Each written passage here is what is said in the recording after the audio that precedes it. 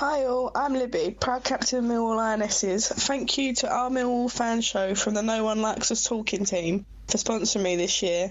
Make sure you give them a listen like I do. Or even better, why not sponsor a Lioness while you're at it like they do? Thank you always for your continued support. This podcast is a proud member of the Fan Hub 100. Football without fans is nothing, so we've partnered with Fan Hub to put fans first. Search Fan Hub app to play your part in the journey. Hi, I'm Bethany Warren, and you are joining me to listen to the podcast of our Millwall fan show with the No One Likes Us Talking team, which is available every Friday at 8 p.m. It's Friday, it's Lockdown 2.0. I'm your host, Eamon Barclay, and I have the No One Likes Us Talking team of Patricia Maslin, Gary Staff and Ted Robinson. Not everybody likes them, but they don't care. Hello Ted, how is it? What did you think about Huddersfield on Saturday? Do you really want me to say? Well, you can give us a glimpse of what your thoughts were in here. I thought we looked tired as much as anything else, to be quite honest, Eamon, and we made them look good, to be quite honest. I mean, it did flatter them a little bit 3-0, I think. For some reason, we just never seemed to really get going. After the first few minutes when we should have had 2 penalties, without a doubt, before Huddersfield even had a look in. As usual, the referee from corners with Millwall seems to forget that, you know, we're not playing rugby, because it happens to Jake Cooper week in, week out. Yeah. Sean Hutchinson gets a fair amount of it. But listen, whether that would have made any difference if we'd have got ourselves in front, I don't know. It was just performance where we just seemed to struggle from the start to the end for some reason. There you go, onwards and upwards, mate. You always have one of these games somewhere along the line. That's one we'll put to bed then. I think Huddersfield was one of them. Gary, you share that view? Yeah, I didn't actually watch the game. I listened on the to Carl on my ears whilst in London, but it sounded flat. It sounded like my dad said we got no energy. Listening to Gary Rowett, he said after all the energy on winning against Preston in the week, it was just like we have the common saying after the Lord Mayor's show, really. We went a bit down with the Christmas lights, and we are better away from home because I think we do thrive on our home support, which isn't there anymore. So maybe the away game solutions would be a bit better for us. Yeah, and hopefully Merv Payne will send you a copy of his book for that little plug that you put in there. Yeah, I reckon that could be the case. Now, Pat, of course, you had a different highlight at the Norwich game. What was your highlight? My highlight was Cole. I thought it was the best thing I've heard all year. Don't worry about the game. That was flat. That was boring. Did well to get a point, but well done, Cole. I loved it. Yeah, well, thanks for that being classed as the highlight of the game. Trust me, I personally thought it was Sean Williams at the end trying to steal the match. But yes, unfortunately, I did depart my chair through the second half. Well, basically, they have some weird swivel chairs at Norwich. It's almost like a cheap waltzer ride in the fair, where you have to sort of swivel the chair out to get into the chair and then swivel it back in again to actually sit in the correct commentary position. So there I am, and about 5 minutes before it happens, I said to Max, I said, I think my chair's broken. And then he even joked, oh, well, if you hear a large bang, that'll be Carl falling over. And then we're on the counter-attack, the ball's coming across to Jed, and they've got the director's box in the way. So I've had to lean forwards to see how the ball's gone to Jed, and just as I do, as you probably all heard, that was it. The chair collapsed completely. I've disappeared. Max naturally has got the giggles because he was talking to me and I've now just literally disappeared off the face of the earth.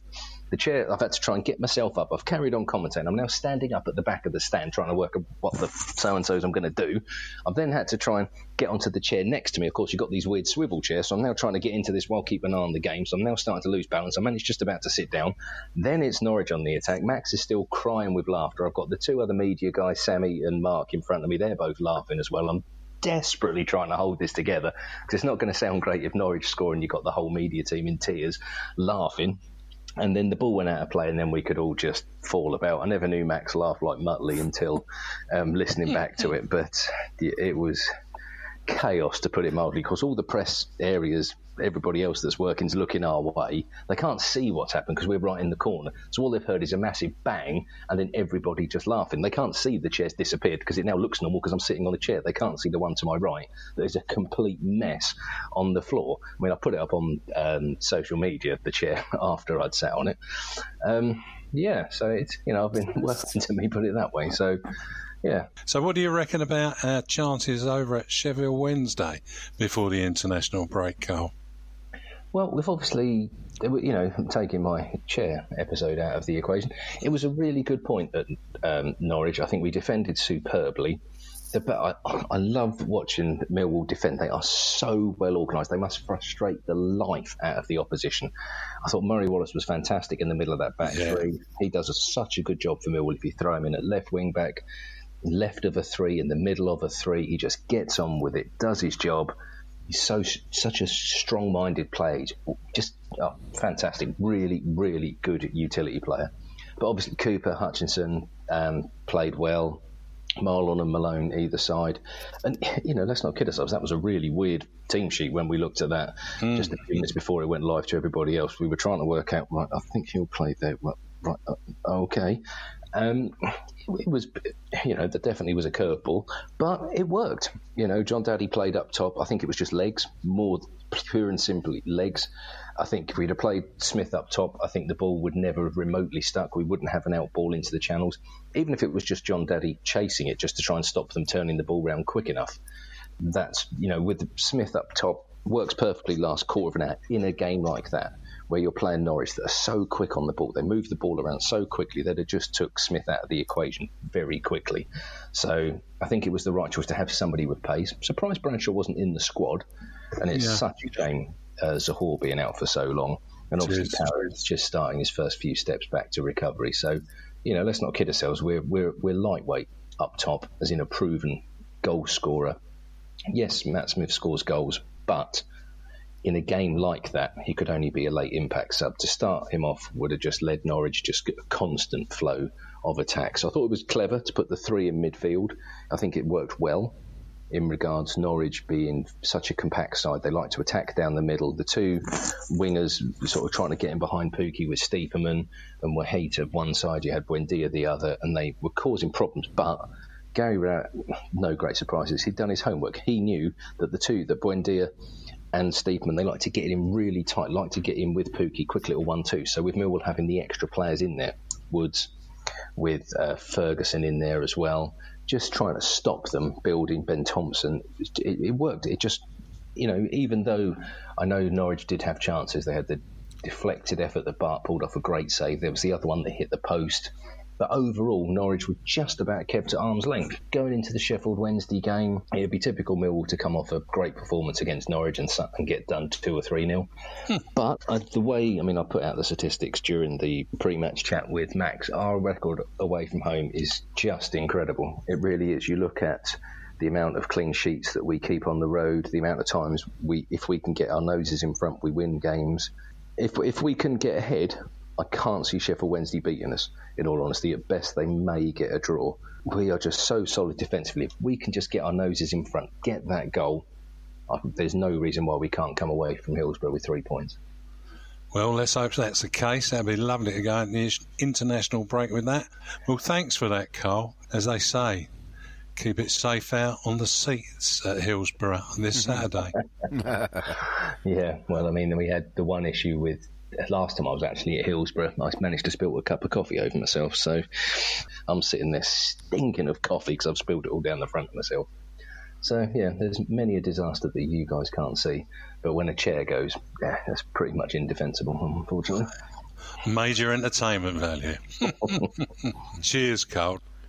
I'll blame Cole now because that ball that Mason Bennett played to Jed Wallace, I thought Jed was in, and if you look at that replay of that, you see Jed stop and have a little look up. I reckon it was when Cole fell off his bleeding chair, because otherwise he'd have been in on goal. So I'm now going to blame Cole Bates for us not winning that game 1-0. That's fair enough, and we nearly did. Tonight we welcome a Welsh-born former Millwall forward from Daniolen, Gwynedd. You done well, Eamon. He played for Watford, Aston Villa and Norwich City before joining us in March 1990 for £400,000 and becoming a fan's favourite, scoring against Palace very soon after his arrival. He spent just over 3 years at the Den, making 90 appearances, a starter and a sub, scoring 24 goals before moving to Newcastle United for 100,000 less than he joined us in August 93. Following injury, he moved to Stevenage Borough. He also played 14 times for Wales between 1986 and 1993. 7 of those appearances were whilst at Millwall. After retiring from the professional game, he moved into coaching and television punditry. He is a Welsh speaker. He published his autobiography in Welsh in 2009, in which the views of the great included former Lions Mick McCarthy and Teddy Sheringham. He is currently a pundit and commentator for S4C show Scorio. It's the one and only Malcolm Allen that joins us in a virtual studio tonight. Shimmy, Malcolm. Should mind do that, I'm very well, thank you. Yeah, and I don't need to say any more, Eamon, after that. Anyway, do I? You just given my life story away there. So, right. Story. It has been. It was a roller coaster of a ride, but someone asked me the other day, did I have any regrets? And I said, can I do it all again? So. I can't do that, of course, but I can still hold on to their memories, and they were great ones at Millwall, I must say.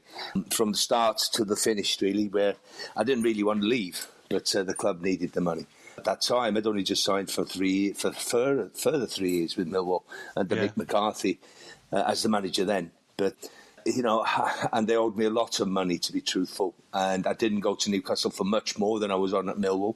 But the Kevin Keegan factor came into it over the phone. I'll tell you about that story later on, maybe. Yeah. But the beginning was the funniest part of all, maybe, when I signed for the club. But I'll never forget it, because Mick McCarthy signed the same day. And it was on my birthday, the last day of the transfer deadline, on the 21st of March in 1990. So that's how I'll never forget it. And I came for 400,000, like you said, from Norwich. And I remember sitting down with Bob Pearson, who was the interim manager at the time, because John Doherty had just gone. Yeah. And I sat down with him, and Bob said, look, we want you to sign for Millwall. We want to try and stay in the first division. It doesn't look great at the moment. We need to win 5 out of the last 10 games.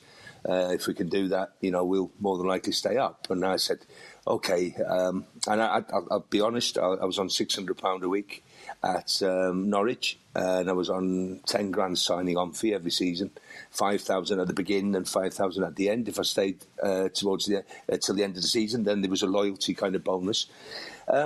So I said, I wanted to move back London way, because Watford was only, around the M25, an hour and 20 minutes away. So I said to Bob, listen, Bob, if I'm going to come to Millwall with maybe a possible relegation here, even though I wasn't thinking that way at the time, I said to him, I want £100,000 a year and I want a brand new car.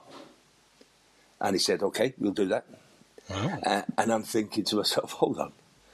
I'm jumping up from something like £40,000 a year to £100,000 a year. And he said, OK, we can do that. Known since then, of course, people like Paul Goddard and all them was on more money than I was on. So I said, OK, so that's fine. On the Tuesday, we were playing at the Old Den. We were playing Everton at home. And I'll never forget it, because me and Mick had just signed on the same day. Then we were staying in the same hotel down in Bexley there on the motorway, on the A2, on the right-hand side. Can't remember what it's called. Bridge. Yeah, that's the one. Yeah. And Bob's gone, OK, lads, we drew on Saturday. Obviously, you got your Keith Stevens, your Woodies, your McClearys, Hurlocks, your Brileys, all these doors in the dressing room, Callahan's. So he's gone, I'm going to keep the same 11 who started the game on Saturday, because you've done really well. But the 2 substitutes tonight are the 2 new signings, Mick McCarthy and I forgot. Memory, man. Listen, he's gone, I forgot your name, son. and he said, yours truly, and Mick McCarthy, your subs, and Teddy and Sheringham and all them. They were just cracking up, So I was called for about 3 months. Yours truly. The boys didn't call me Malcolm or nothing like that. So it stuck with me. So Mick McCarthy and yours truly was subs that night. And it was me. So it started off with breaking the ice like that with the boys. And, ever since then, I never looked back. I had some great days there and great welcome from everyone. And my kind of people, really, who rolled their sleeves up and got on with it no matter what the score. Because I think no matter what, in my career, I owed that to the supporters wherever I was. And maybe that's why, Millwall liked me as well. An industrious player, without a doubt. But before I'll let you off to the panel, and you'll have to forget my language deficit, will we ever see your autobiography in English so we can find out what Mick McCarthy and Teddy Sheringham had to say in it? Do you know what? I've been offered, a good sum of money to do it, but I didn't want to do that. What I wanted to do was, I wanted to tell everybody, especially my corner of North Wales, where it's totally Welsh-speaking still to this day. It's a quarry village. There's only 500 people that live there, all speak Welsh. I've moved back home now 11 years ago, and speak Welsh every day. So if I do pause a little bit, I'm translating Welsh back into English in my head, where before, when I lived around London and then moved up the Frog and Toad to Newcastle, so I then talk a bit of Geordie, I went from southeast London up to Newcastle. So, and then I had to translate from English to Welsh. But now I've gone back home. I'm speaking Welsh every day again, which is great. It's the second oldest language in Europe, and I love it. The Basques in Spain, they've got the oldest one, so I'm a little bit jealous of that one. But there's not many of us left, so I'm very, very fortunate, very lucky. But what happened was, I've done that autobiography. I was only going to do it once because I wanted to give them people, them lads, boys with potential, boys with talents in them areas, that there's a chance. If there was an opportunity for me, there was an opportunity for them, and they had to work hard at it. And I didn't question how good I was. I questioned how hard I wanted to work to get there, but I never questioned how good I was, because I knew I was different. I knew I could score goals. I knew I was better than the rest of them. But I just questioned every day how hard did I want to work to get where I wanted to go. I still live my life a little bit like that because I've been doing the press game for 20 years in Welsh now, and there's people behind me coming, and it's going to try and take my job, of course, but I want to be the best still. And I just want to keep going and be better than everybody else. So that's the way I've lived, and that's the way I do still. Enthusiasm. Yeah, absolutely. And I think you have to be about life as well. Yeah. Because I've had me down roads, remember, like everyone else. But it has been worse in areas, I must say. Because, when I retired early, when I was only 29, we was top of the league, 10 points clear of the Premiership and Newcastle. So, there's been them years where I've had to find myself a little bit again and not depend on outside influences, if you like. So, yeah, it's been an interesting and intriguing life I've had, and I've been a very lucky man. Hi, Malcolm. Gary here. Hi, Gary. How you doing, my friend? I'm okay, thank you, mate. Good. So, fitting into the team and Bruce Rioch's management style, Tony Castrino popping off, I think he went to Villa at that point, yeah, he did. And playing alongside Teddy Sheringham. How did that feel? What was it like fitting into big shoes? Do you know what? It was great looking back now. At the time, it used to be really competitive between me and Ted, who had the best first touch. We were the slowest centre forwards at the club, and we were maybe we were the slowest centre forwards in the league at that time. But that didn't matter to us because I remember Teddy saying to me, "Look, Mel," I said, because I even beat him in the sprint, and he'll argue the point, but I did. I actually beat him, and I always just say to him, "Ted, you are the slowest centre forward in the world." I said, "Mel, you're only as quick as you think." And you know what? That really, really, really struck a chord, and it still does to this day. And I coach my youngsters about it's not how quick you get off. It's good if you're quick off the mark, first 2 or 3 yards. But if you're 2 or 3 yards, in front upstairs in your mindset, then you're already there. You're reading the game. You're anticipating. And he always said, anticipation is a split second quicker than reaction. Defenders react. But centre forwards, they anticipate. So we're on the move already. And that's what Teddy's art, his skill, his secret, that's what he had. He was anticipating the worst in defenders, the goalkeepers dropping the ball, and there he was. Not because he was quick, because he was 2 yards quicker than everyone else in his mindset. And it's such a great way to look at football. And that's the way he played his career, just about his clinical decision-making in scoring goals. It was how early... Yes, his timing, of course, but how early did he get in there knowing that the ball was going to drop there? You only got to look at the Champions League final. Yeah. Turn the game on its head. Absolutely right. You know, it was Giggsy's deflected shot, wasn't it? But he was there, you know, and it was purposefully. He didn't just hit him. It was purposefully turned in by Teddy exactly where he wanted to put it. And then the header for Solskjaer's winner. You know, it was only Teddy that could have won that first one by jumping early. He got in front of the defender, yes, but that wasn't the secret. The secret was jumping when the ball was 3 or 4 yards away, and he had this hovering time. You know, this hovering time in the air where he's hung in there and he stayed there for about a second. That's a long time. And then he just got that little flick, you know, for him to score that winner. So, he was special, Teddy, and I'm still good friends with Teddy. I done an interview before, when he was manager of Stevenage a few years back, because they were playing Newport. And I worked for BBC at the time, and I went down. And I didn't do the interview in Welsh, obviously. I did the interview in English with Teddy, and he had his big Bentley convertible at the training ground there. And you know what he did? He wouldn't let me in. They kept the gates locked. He knew I was getting there for 10 o'clock in the morning. And he just kept, and they had a camera in the corner, and I didn't realise at the time the camera was there. He was watching from inside his office. He'd locked the gate. He'd locked the gate on me. And we had this game at Millwall, right? Because we used to, you know, if we got in each other's ways in the if we went into the Elton training ground next to Charlton's there at the time, and there was a race. We had a race on from the den, to the training ground. So we had a race all the way on all the roads, you know, and we didn't break any rules or anything. Of course we didn't. But when we got there, whoever got there first, he didn't pay for dinner. The last one got there, paid for dinner.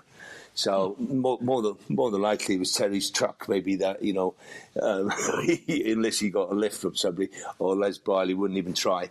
But then you know, we used to, you know, hide people's cars in the training ground. We used to nick the keys. That was the worst one for it. Nick the keys and then hide their cars right down the bottom on the third pitch. So when they got out the shower, had a bite to eat, they'd have to walk all the way through the pitches in every weather to go and get the car. You know, so they're the types of, you know, games we played. We pulled each other's legs, and it just helped with the team spirit. And we did have a great team spirit, I must say. Hello, Malcolm. It's Pat speaking. Hi, Pat. Hi. Your thoughts when you first came to the Den? I mean, you ended up living in Deptford High Street. Very salubrious place. I mean, hilarious. What was your impressions of the area when you first came? Do you know? Because I was told I would get a club flat, and I'd be overlooking the Thames. You know, so the different. Oh no, I thought they didn't tell me. I thought, club flat. That's going to be really, you know, top of Bermondsey there. I'll be on one of them flats. I'm looking, you know. You're looking at, you know, the you know, what's the bridge there? That's right near the top of Bermondsey. Tower Bridge, of course, Tower Bridge. That's the one I used to go for. I used to go when I used to go from Watford. I used to go Whitechapel, then Tower Bridge, Bermondsey, straight into Millwall. No problems, you know, at all. But they put me in Deptford High Street in one of the young lads. He was an apprentice, and his dad was from Gravesend, but he's originally from the South East London area, and he has quite a few flats around that place, I think. But I lived opposite the snooker hall, right down the bottom there. I don't know if the snooker hall's still there, but you had to be in by 9 o'clock at night. No question about that. It was really that, you know, it was like that. And I used to get in the snooker hall quite a lot, and I used to love a bit of snooker. And then I had a season ticket in the Pie Mess shop, which was 3 doors down. I used to love it in there, and so I got used to what it was like. It was totally different to anywhere I'd ever been before. I can't say totally, because my upbringing was, you know, like streetwise, if you like, and it was all about, you know, we had 5 children in our house, only 3 bedroom. My dad was in the quarry, my mum cleaned the school, so it was a difficult upbringing, but it was full of love, you know, and that's what I felt. I felt like I was at home again, and it was, you know, you had to roll your sleeves up here and get some work done, and the people was like that, and at least they were honest people. No one lied to me. You know, when I was walking around the place, they didn't even know me, to be fair, until I started to play for Millwall. Then the fella from the Pie Mash shop, he got to know me. the bookies over the road, he got to know me at the time. So, did you have jelly deals though, Malcolm? That's a big question. Do you know what? It is a massive question. No, I didn't. I'm sorry. No, I had, pies on the liquor and all that, but no, I did not. I tried them, but there's too many bones in them. I can't swallow them things. Yeah.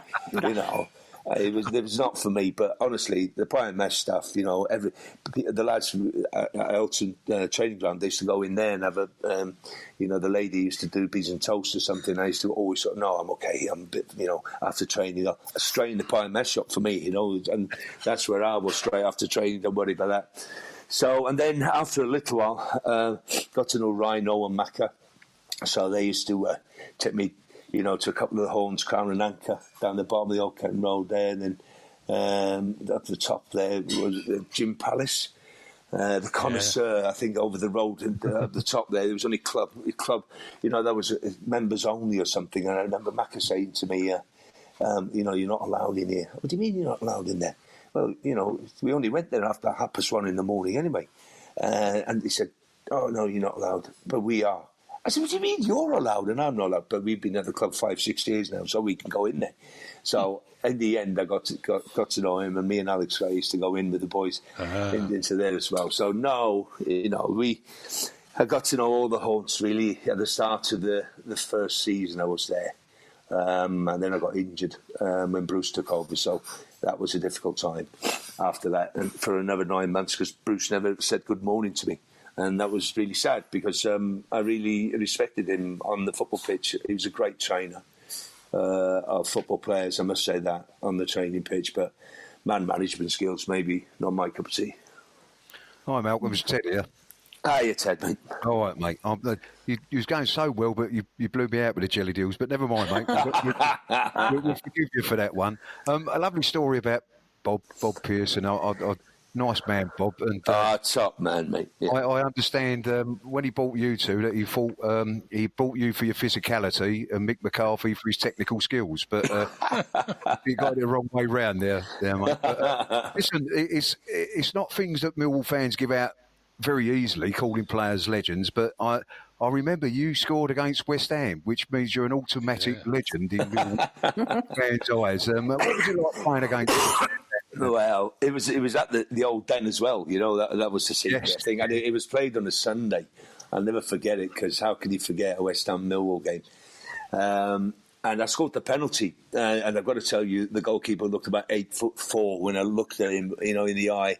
And I remember having a right tussle with Alvin Martin. I think I had a fight with him in the second half where we both got booked. I was on the floor and he was on top of me. That's the one, yeah.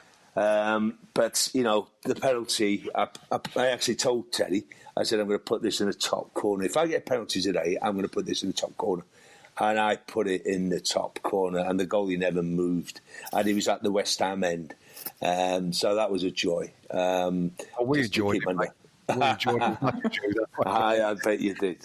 As much as me, I bet as well. Yeah, you're right. But wasn't that game on the telly as well? Yeah, it was. It was on the telly. It was on the big match or something, was it? On a Sunday afternoon or something. So, no, that helped, playing on a big stage. But people say that you lift your game. It's just natural, that your body just lifts yourself for them kind of games. You don't need motivating or inspiring for them games. It's them other games. No disrespect to your Ipswich's, your smaller clubs of this world. And they're the ones that really that you need to get yourself up and going for it. I remember going back to my old club. I'd never been to Vicarage Road since I came to Millwall. I went to Millwall the following season because we got relegated. Where was the first game? Vicarage Road. And Millwall took 7,000 over there. And I had 12 of my friends, because that's where I lived when I first come from Wales, of course, wanted to come to the game. So I got them tickets. But, what they realised very, very quickly, that they were in the Millwall end. And they were Watford fans. So they suddenly got out of there. Believe me, there was 7,000. Because I scored after about, Teddy dummied it. I dummied it. and he went straight to Teddy. Teddy played 1-2 with me, and I smashed it past David James on his debut. And I'd played David when he was at Watford at 15 and 14 years of age. He used to train really hard with me at Watford. And I just smashed it in the bottom corner, 1-0 Millwall. 1-1 after a little while. Then second half, a great cross. I don't know, I can't remember who. From the right-hand side, the lad from Middlesbrough, I think it was. What was his name? He signed for Millwall. He was Cooper. No, not Cooper. There was another Bogey. Not Bogey. He was, I'd seen him. He's been at Newcastle. The lad who was a small little gingery Kerr. Is that? Yeah, Kerr. Kerr. I'm sure maybe he was him that crossed that ball. Do you know what? Even might be Alex. He might be Alex Ray that crossed that ball from, and I just jumped right in the middle of the goal, just timed it perfectly. Teddy had gone into the near post, and I just smashed him in my head, straight to bounced. And Dave James actually got his hand as it bounced up, and he tipped it, but it hit the post and went in. He still says to this day that ball didn't go in, but 100% with 7,000 Millwall fans behind the goal, it was definitely in. It was about 2 foot over from where I was. We won 2-1, and then we went back to the Old Kent Road, and we had a party till about 3 or 4 o'clock in the morning, I think. So it was just a great win, going back and scoring 2 goals. But exactly a year from then, first game of the season, who did the fixture land on again? Vicarage Road, Watford away. By now, Mick McCarthy was manager. And I was the first player in the 91-92 season to be sent off after 13 minutes at Watford. David Holsworth, he elbowed me in my face, and I accidentally tripped him. Sorry, I was going to say kicked them for a minute. I tripped him as he fell, and I boshed him one when we landed. So it was accidental, of course. Of course. But we still won the game 3-1 because McGinley scored 2 goals that day, so that was good. Excellent. Malcolm, on today's football, what's your take on no fans in the ground, especially as they're allowing people in the Albert Hall at Christmas? Do you know my story about Albert Hall? There's this festival in Wales, right, called Eisteddfod. And when I was a youngster at 11 years of age, I actually won the Eisteddfod in this acting and play. It was a drama kind of thing. And we were invited to the Royal Albert Hall. And my mum had never been out of my village, Dainolin, before, and she brought a passport. She thought we'd only gone to London. It was sad, because she'd never been out of the village, and she came with my auntie, and in front of, I think it was 5,000 people in Royal Albert Hall, we performed. And it was the first time I played in front of any kind of, I'm going to say, I'm asking my missus now, audience. I didn't remember audience was in English.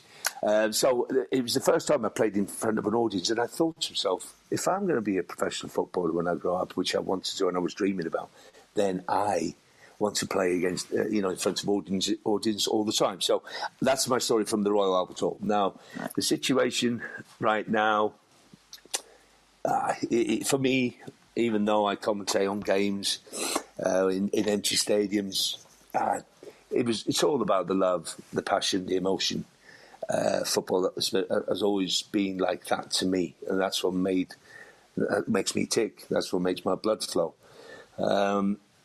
And you can see there's no home advantage no more. You've seen already the Manchester United in 50 years haven't won a home game in the first four home matches this season in the Premiership. There's no advantages there. Playing, there's more games won away from home than there's ever been before. Even in the lower levels, it's exactly the same than the Premiership. So it's taking it away for me at this present time. We're trying to get through this difficult period. We all have to, because there's more important things than football in life. But it's a surreal situation, and it's a year that everybody. Let's hope that we get. It sounds like we might have a vaccine now after Christmas. So what I'll say is, it's been a surreal year for everybody that's been involved in it, and it's sad to see that some people won't see the light of day again. So football's irrelevant to what is actually going on. So it's difficult. I love football. Football's in my brain, in my brain, in my heart, in my veins, in my blood. Everything about me is football still. And I'm very fortunate that I can put my hands up and say I've never worked a day in my life because I've played it, I've coached it, I talk about it. And, what's a lovely thing to be able to say that I've been paid for it all the time. And I still am. I think there'll be an almighty mad rush, Malcolm, when we can go back. We're all mad football fans, I know, but sitting here and dreaming of a day to go and watch a football match, it seems a very strange thing to do. I bet. I feel for them supporters because I've got to be truthful. When I commentate, I am a supporter. I think my mum. Well, I've got to be honest, Malcolm. I'm just missing the beer. But as you meet up with your mates and you have a beer, and it's just it seems a long way off, but it'll come back. I think it'll be quicker than you think now. With things that are moving forward. Well, that's I'm not saying I've got contacts anywhere with this thing going on. No, I haven't. But I'm just hearing some positive news this morning. So let's hope we can all live in hope. Yeah, I think it's even a mental health thing. I mean, I think football is such a big part of some people's lives that is their life, and getting back to football will be good for them. I think you're right, Pat. I think you really hit the nail on the head when you say that it's part of life for so many people out there. Football speaks everybody's language. In any world that you go to, in any country that you live in, it's, you go on holiday, you speak about football with other people in other countries, not British people I'm talking about.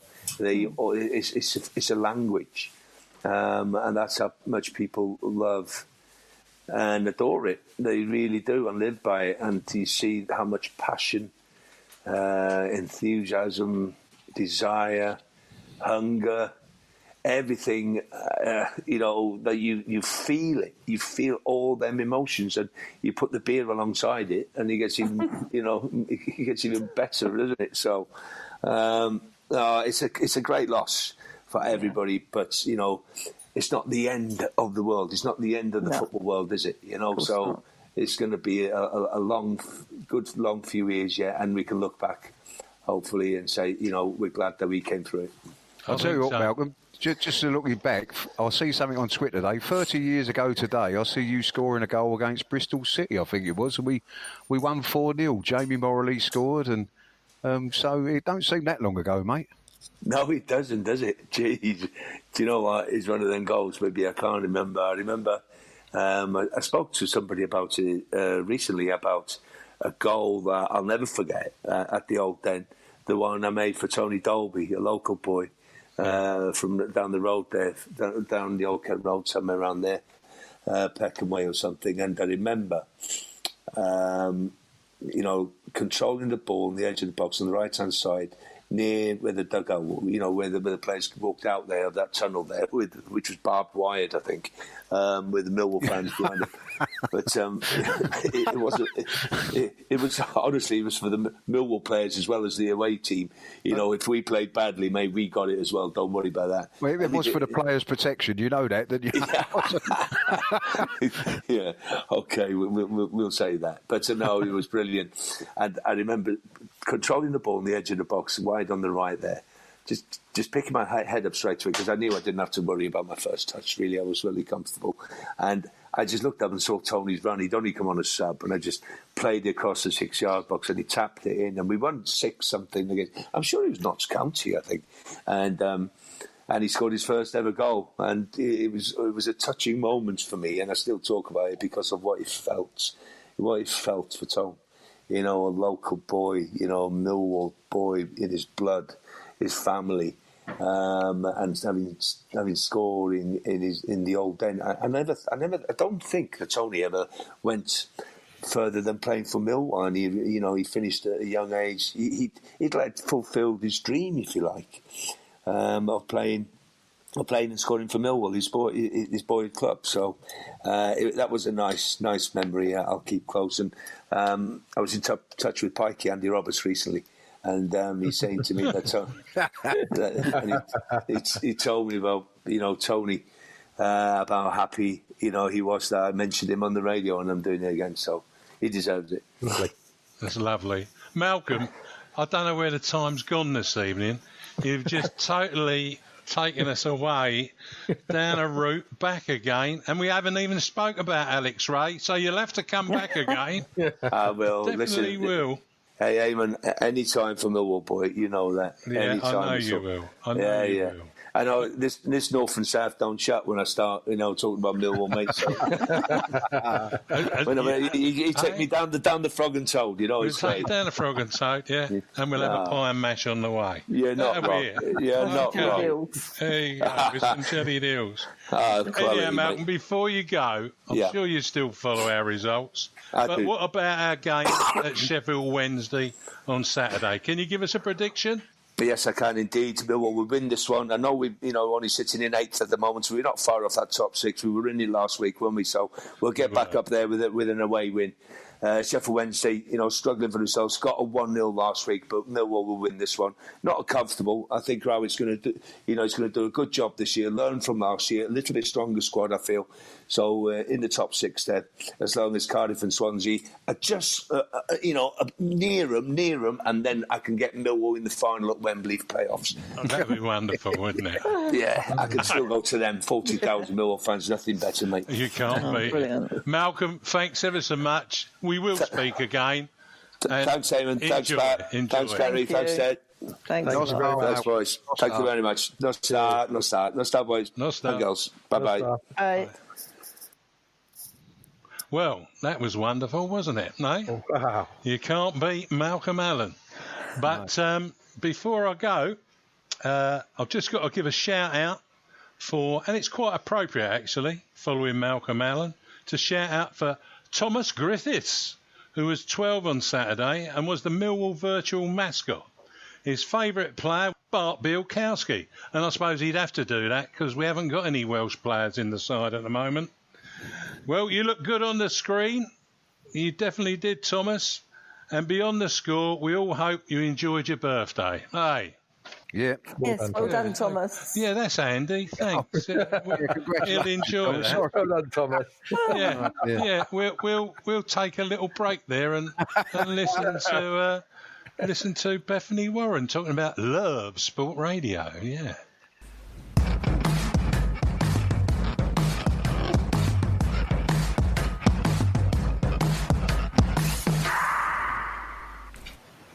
Bethany Warren here again. Thanks for listening to our show. Don't forget, Love Sport Radio is now mothballed pending change in current conditions. You can still listen, though, to music both online and on DAB. Podcasts are available on demand. Hopefully, we'll be back on the air with them when normality returns to the marketplace.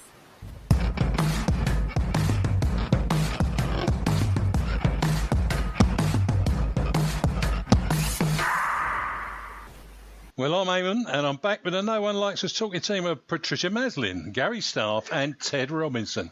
And I have to tell you, we have to keep playing that ad about Love Sport Radio because people are still tuning into it on a Friday night expecting to hear us at 8 o'clock. You wouldn't believe it, but it's true. The Lionesses are without a game this weekend gone, but still remain top of their league on goal difference over Hutton Women. We look forward to their return and progress when restrictions allow. Also affected by not being able to play in lockdown are Millwall Romans, who we were all looking forward to see playing Charlton at St Paul's in front of fans on Remembrance Sunday. Now we'll have to wait for these restrictions to cease for this eagerly awaited fixture in front of Millwall fans. In the meantime, we hear from player Tom Baker interviewing fellow team member Andy Dolan as they extended their unbeaten run last Sunday. Okay, so we're here today with our left-back, Mr. Andy Dolan. So a 4-1 win today, and obviously due to the government announcement, that's potentially our last game of the year. How did you find it out there? Oh yeah, really enjoyed it today. Obviously winning 4-1, but it was maybe doesn't tell the full story. It was a tough game until the last 20 minutes, so really enjoyed it. And yeah, nice way to sign off with it potentially being our last game till the new year. Yeah, that's 4 home league wins on the trot, and that's 5-5. We've obviously had a very good start to the season. But when we restart, whenever that is, what do you think we can improve on? I think it's early days and we've only just really started practicing the way that we play, the pattern of our play. We can get better, we can get quicker at the pass and move. I think we've got levels we can go up to in terms of making triangles, having patterns of play. At the moment, we play a lot of quick two-touch football and make space, but maybe we don't have so much strategy, and I think that's probably the next layer to build on top. And do you think that's us getting used to the pitch still and the new facilities here?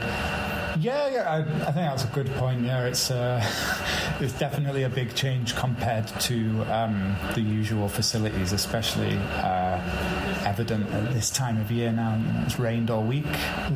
Previous seasons, before the partnership, I think this game wouldn't have gone ahead because of the standard of the pitches we were on. And you just have to build it up step by step and get into good habits. It can't all come at once. So, Andy, you've been a player with London Romans, which is what we were before. We're now Millwall Romans. You've been with us for 8 years, the team. So how have you found the transition from previously London Romans to Millwall Romans now? Yeah, it's been brilliant. Total change, like two sides of a coin. The facilities I've just mentioned there has obviously been a great platform and just means that it's a great foundation for us to keep building the club and getting people involved. Like I say, this game may have been called off. We wouldn't have been able to do training sessions given the standard of the facilities we used to have access to. Whereas now it's just we've got this stability that underpins the project, and we're seeing, like last week we had our first proper Millwall fan who got involved and played in the first team.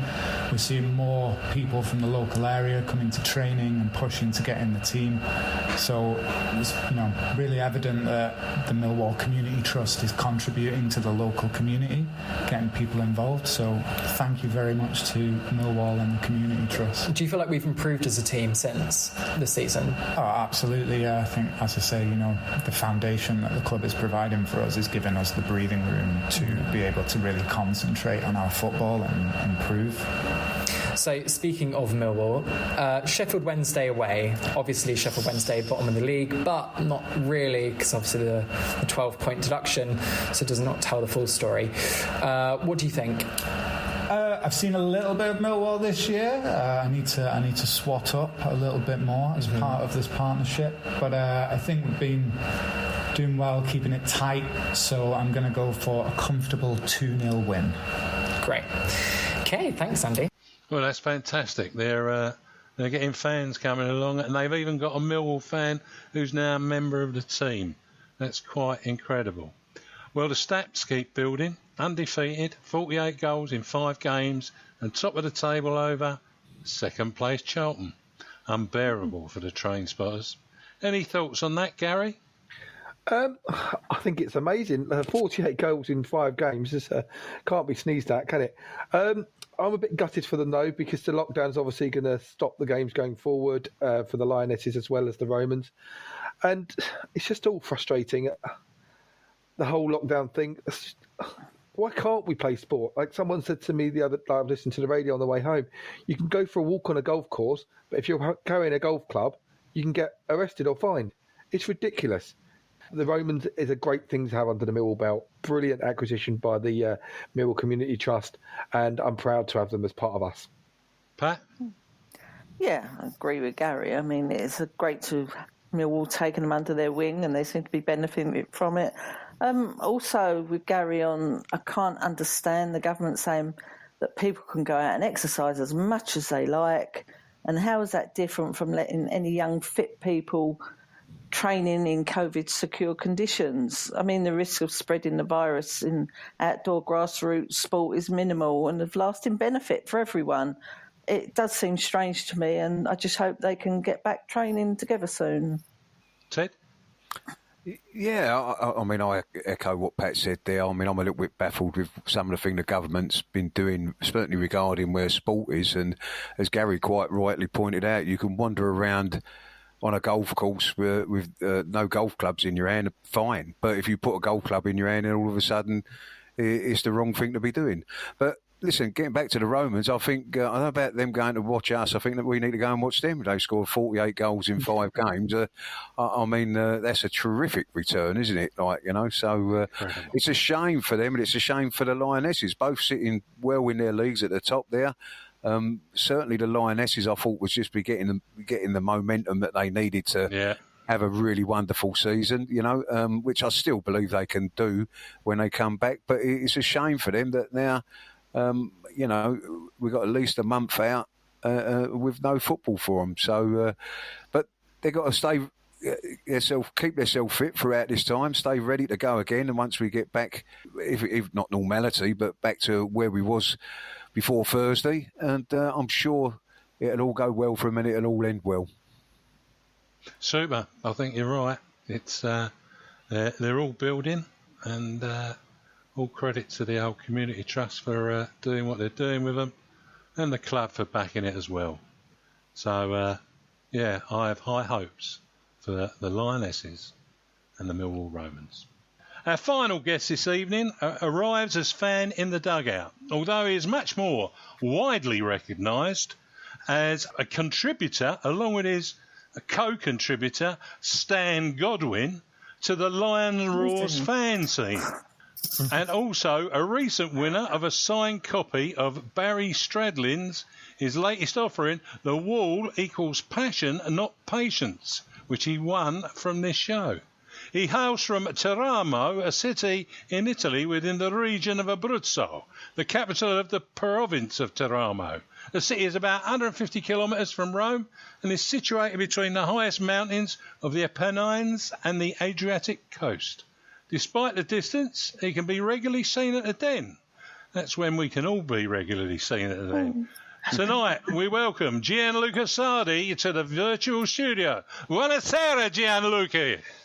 Hi, good evening. Thank you so much for your kind introduction. It's a great privilege for me to be here with all of you. Oh, hi, Gianluca. First, we have to apologise for Stan, whatever he's done. No. Right. The big question is obviously, how did you come to follow Millwall? To be honest, it's a very, very strange situation because more than 10 years ago, around 12 years ago, while I was spending a summer school trip in London, after an afternoon lesson of English language, I started to have a walk around Tower Bridge, and then I started to get around Bermondsey, and I bumped into the Den, and it was an instant love. Then I fall in love with the place, with Southwark Park Road, with the pubs in the area, in Gallywell Road, the Blue Angel, for example, and then I decided to attend a Football League Cup game against Bournemouth in the summer of 2009 when we won 4-0, and thanks to a hat-trick by Neil Harris, and so I was completely in love with Millwall, and I'm still, and hopefully I will, obviously I will be a fan forever. Brilliant. Oh, brilliant. Gianluca, hi, Gary here. So how did you get involved with writing the Lions Roar fanzine magazine?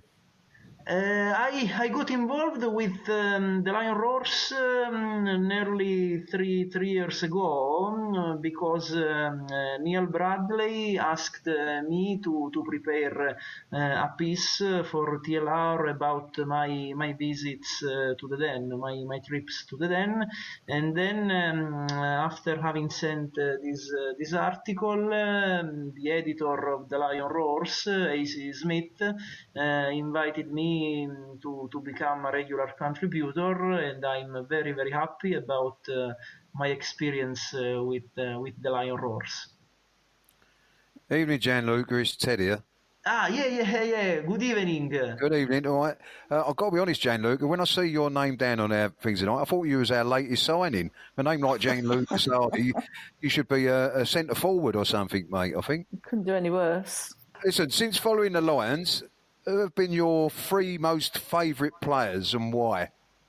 It's a bit difficult to say because there are many players I've always appreciated. About past players, definitely I would choose Neil Harris because when I attended my first game at the Den, he scored a marvellous hat-trick. And about the current ones, I would say Jed Wallace because he always gives 100%. Is a wonderful player who would be ready to do everything in order to help Millwall win a game, and he often scored when I attended games at the Den, and so I would choose Jed for as a present favorite player. Yeah. Gianluca, do you think we can go up this year? I'm confident. Unfortunately, we lost that terrible game against Huddersfield last week, but then we managed to snatch a point at Norwich. I think the ambitions are good and could be fulfilled by the end of the year. I think we can definitely make the playoffs, and then you know that during the post-season everything can happen. So I'm very, very confident. All of us would deserve a promotion, definitely, after more than 30 years. Yeah, well, indeed, but better late than never.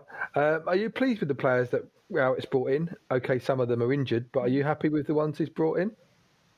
No, I think I'm pleased. I think that they are okay, and if we will be able to get some of them into the squad again after they finish their recover after the injuries, we can definitely be a very, very good team and very difficult to beat for everyone. Gianluca, with 4 wins, 4 draws and 2 losses, what are you making the season so far? I think it's good. We could have done a bit better, maybe. I'm thinking about some home games, but I think that so far we suffered very, very much from the absence of fans, particularly at the Den, because you know that playing at the Den for an away team is nearly a mission impossible because our fans are wonderful and are the 12th man, and so I think we are suffering from the lack of the fans, but I think that so far it has been a good season as far as I'm concerned.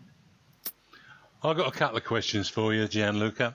The first one is, what did you think of Barry Stradlin's latest offering, The Wall Equals Passion, Not Patience, which you won on the show? Yes. It's a wonderful book, and I have already started to read it. I would recommend it to everybody because not only it has a lot of information about his 5-decade experience with Millwall, but he also describes some very enjoyable episodes. I'm thinking about when he wrote that some years ago, while he was at the hospital, he decided to go out from the hospital just to attend a Millwall game against Leyton Orient. and then after having seen, unfortunately, Millwall being defeated by the O's, by Orient, he thought he would be better inside the hospital instead than on the terraces. And then I also read that he's a lover of matchday programs, and it's also a passion of mine to have a lot of matchday programs. And he also wrote about the wonderful initiatives that our fans organize. For example, Hedley Kurt funding, the Hedley Kurt initiative, and even the initiatives organized for the local community by the fans, by AC Smith, for example. And so it's a very, very lovely book, and I would recommend it to everybody. Yeah, it's a good read, there's no doubt about that. Anyhow, thanks for your thoughts tonight, Gianluca. It's really been great to have you on. But we have a fine tradition for all guests, and we ask, what is your prediction for our match away to Sheffield Wednesday this Saturday?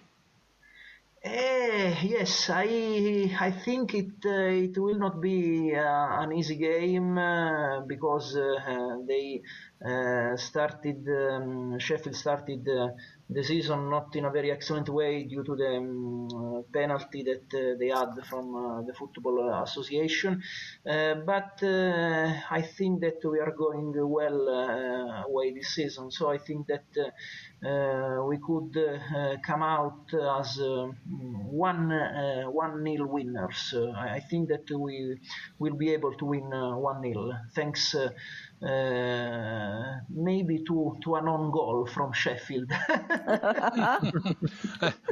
we need an own goal from Sheffield. That'd be a good start anyhow. That'd be wonderful. Yes, definitely. Yeah, Gianluca, that's absolutely great. What I've got to say to you is, now, best of luck with your writing. I'm going to look out for the Lions Roar, and I'll compare your writings with that of our very own Stan Goodwin now, and I'll have a look at how you balance out with each other. But hopefully we can look forward to seeing you at the Den in a not too distant future. Gianluca, buonanotte.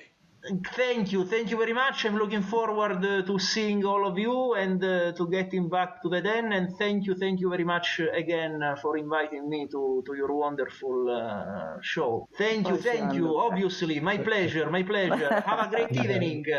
Cheers, Gianluca. Bye. Cheers. Bye. Thank you. Bye.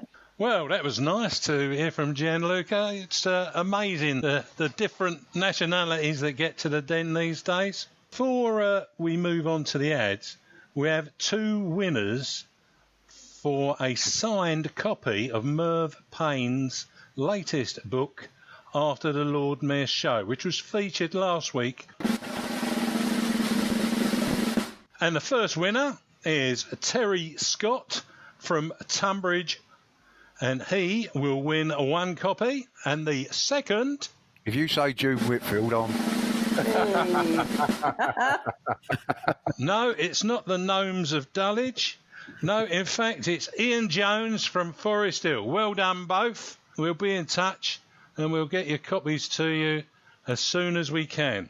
But for now, we'll take a break and listen to that man, Kai Bennett.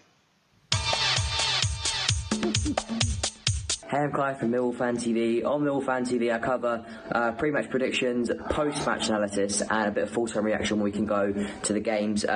Also, quite a few X-Lines chats on my YouTube, actually, as we speak right now. I've got some Martin Wolford, Scott Barron, that just a couple to name a few. So do it for the love of Millwall. Absolutely love Millwall, and let's hope we can push on next year and make the playoffs. And if you could subscribe to Millwall Fan TV, that'd be absolutely amazing, and hopefully we can follow the journey together. Comedy Lines. I'm Eamon. I'm back with a No One Likes Us Talking team. Are Patricia Maslin, Gary Staff, and Ted Robinson. And all the best with your journalistic ambitions, Kai. Next up, we look ahead to the Millwall away to Sheffield Wednesday on Saturday, which is in front of the international break. The Millwall FC Romans gave a prediction of a 2-0 win, and we've heard similar from both our guests tonight, where they said we will win. First of all, though, we will hear from our very own Henry Morgan, talking with Sheffield Wednesday's Ben Woodcock from the Wednesday Week TWW, that's the Wednesday Week, podcast, who gives us his view from the opposition. Good evening and welcome to View from the Opposition. Tonight we've got Ben Woodcock from the Wednesday Week podcast, fresh from a ladybird attack, I believe, in one of his last podcasts I heard. Oh, we've had a few. We've had a couple. We've had a ladybird last week. We had a daddy long legs about a month ago. Daddy long legs attacks. We've had plenty. Well, luckily you've survived and you're here this evening to talk us through the View from the Opposition for Sheffield Wednesday for this Saturday's upcoming fixture at Hillsborough. A very, very brief overview of the history of this particular fixture. We first met in 1906 when King George was on the throne in a 1-1 draw in the FA Cup second round. Last season saw a 1-0 victory to Millwall in the home game and a goalless draw at Hillsborough. Sheffield Wednesday currently one of the strongest teams in the league as they were holding up the rest, but are now on 5 points as opposed to -4 that I had because their review came through this week after being deducted 12 points for a few things that both, as far as I can see, Derby, Villa and Reading have also done but have yet to be punished. So currently 1-3, drawn 2, lost 5. Their midweek results saw them beat Bournemouth at Hillsborough 1-0, goal in the second half. And just a piece of trivia for Millwall fans. Our last victory came back in September 2005 at Hillsborough with Barry Howes and Carlos Saba scoring, which I actually remember because I was there, which is pretty insane. Ben has supported Sheffield Wednesday for his whole life. His first game was when he was 5, which was about 15 years ago. All-time favourite player has to be Gary Hooper or Barry Bannon, very good player. I've seen him play a few times. And his most hated team, Sheffield United and Leeds. Quite frankly, who doesn't hate Leeds? And also is not very keen on Huddersfield Town, which, after last week's Millwall result, I completely understand, Ben. Anyway, View from the Opposition. Ben, give us an overview of how you're doing so far. It's been a frustrating and different start, really, that we started fairly well.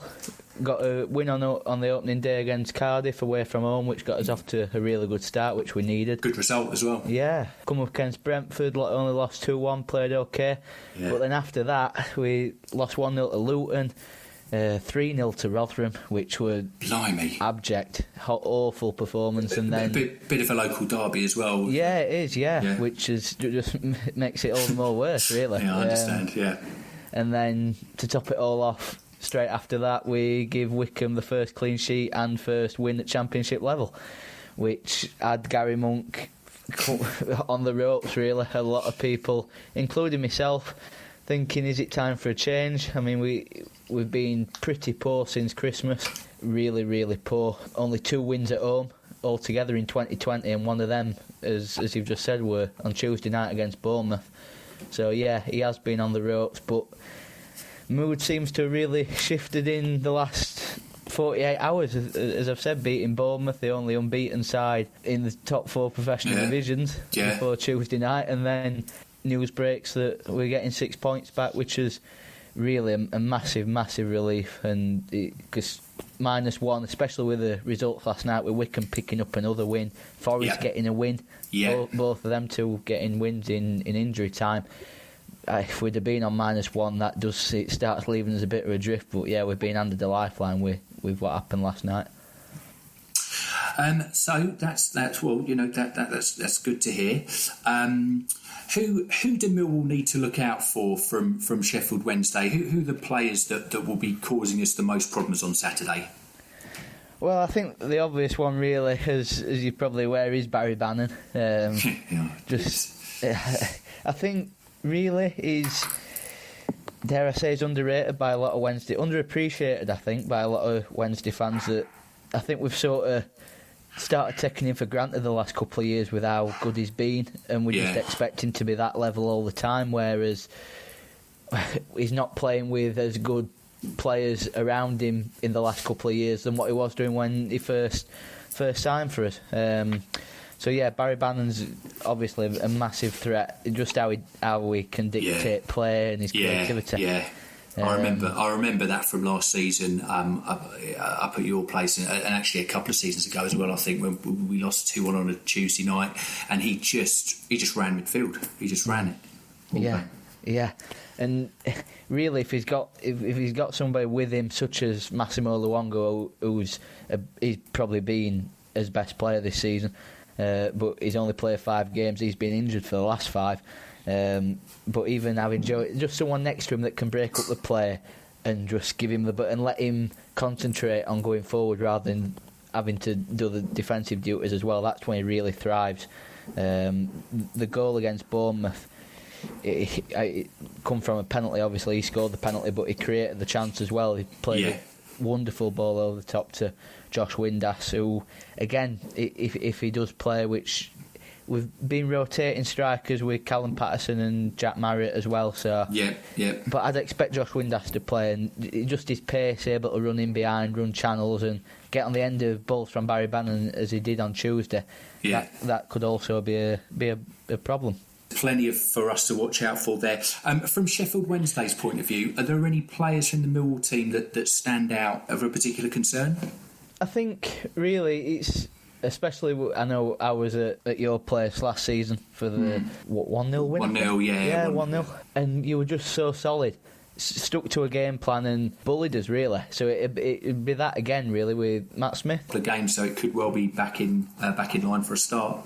Yeah, so it's that sort of a threat that we do have to look out for from set pieces. We got caught against Wickham on the stroke half time. That's where Wickham's goal come from a set piece. So I think that's probably the biggest threat that I can think of. Just one more question from me this evening. Your prediction for the game, what do you think the score will be, Ben? I think if you'd have asked me this before the Bournemouth game, I'd have been saying a Millwall win for sure. But with how moods changed over the last couple of days, a draw wouldn't surprise me.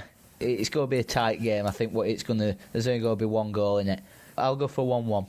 Sensible prediction, especially given our we're kind of draw specialists. I think if you look at the table, we've got 4 draws already, something like that. Wonderful, Ben. Thank you so much for coming on and speaking to us this evening. I look forward to review from the opposition on Sunday when we can discuss the ins and outs of a contest at Hillsborough. I wish you every luck for the rest of the season, of course, but as for this Saturday, in the nicest possible way, I hope you lose 6-0. That wouldn't surprise me either. Well, there you go, 6-0 again. Henry really does like to give us a big boost every time. That's his second week of predicting 6-0. What do you reckon, Pat? Bournemouth are only won in their last 5, so I don't think they was that on form. I think our boys at the back are too big and too strong for them. But I don't know where our goals are coming from. I mean, I don't agree with this rotation thing. I think you should put out your best 11. I think Rowett's been a bit suspect in his last couple of choices of teams. I don't know. I can see us nicking it. This Luongo who he spoke about, I think they call him Biscuit Legs because he keeps like getting injured, and I think he's in doubt for Saturday as well. He is. I think we're going to come out on top on this one. Okay, Ted? I'm going to sound a little bit Irish here, Eamon. Oh, pardon me, Eamon, I didn't mean it that way.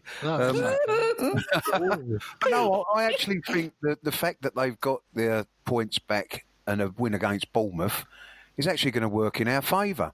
Because Millwall, being Millwall, traditionally, against the sides that are down near the bottom, regardless of why they're there, we struggle. With Sheffield Wednesday having beaten Bournemouth, the boys will look at that, and let's be honest about it. Bournemouth, regardless of what their form is, are one of the best sides in the division. For them to get a win, it's going to bore them. They've got the 6 points back to take them to 5 points. They can actually see and touch the fact that if they beat us, there's a good chance they'll be out the bottom 3, which will fire them up. Again. What about you, Gary? What do you reckon? I agree with Ted. I think he makes a very good point there. We do play better against teams that are on the up. Guy from Ben Woodcock, he mentioned Barry Bannon. He's one of those players that I've always thought I would love him in a Millwall shirt. He's a dodgy little midfielder who works hard, does the right things, win games for teams. Okay, yes, he can be very up and down, and he's been on the bench quite a lot. I've noticed a lot recently. Saturday, I don't know, they started off really well. I was looking at their results thinking, they're going to get out of this a lot easier than I thought. But I think it'd be a tight game, but I think we might come out on top. OK, Pat, prediction? 2-1 to Millwall. Super. Ted? Ryan Leonard will come back in and he'll nullify Bannon. And I think it might be... What did Pat say, 2-1? He did. She did. Yeah, well, she's never right, so it'll be... No, I'll go with Pat. I'll go with Pat, 2-1. And, of course, now Gary. So I'll go a nice little 1-0 second half goal from Mr. Wallace. Yeah, I'm going to go for a 1-0. I reckon that it'll be a nice thriller at Hillsborough as we defeat the Owls with a late goal.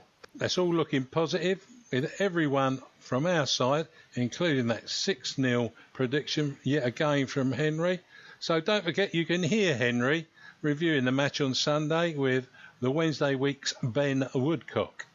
Links will be available on our social media sites, so look out for them. We'll take a break there and listen to the helpful tones of Patricia Maslin.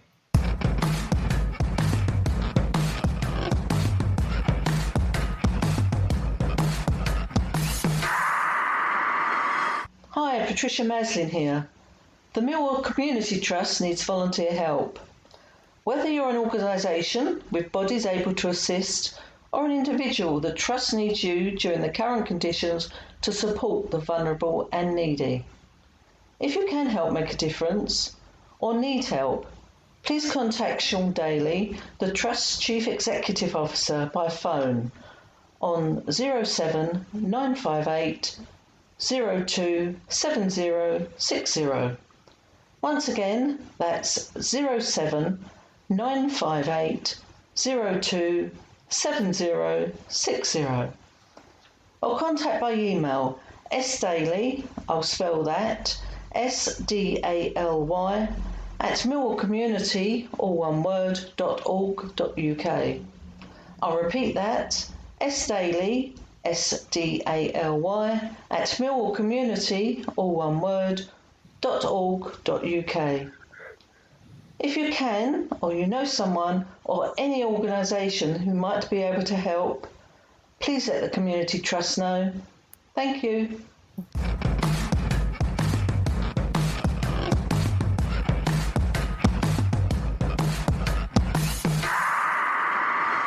Hi, I am Eamon. I'm back with a No One Likes Us talking team of Patricia Maslin, Gary Staff and Ted Robinson.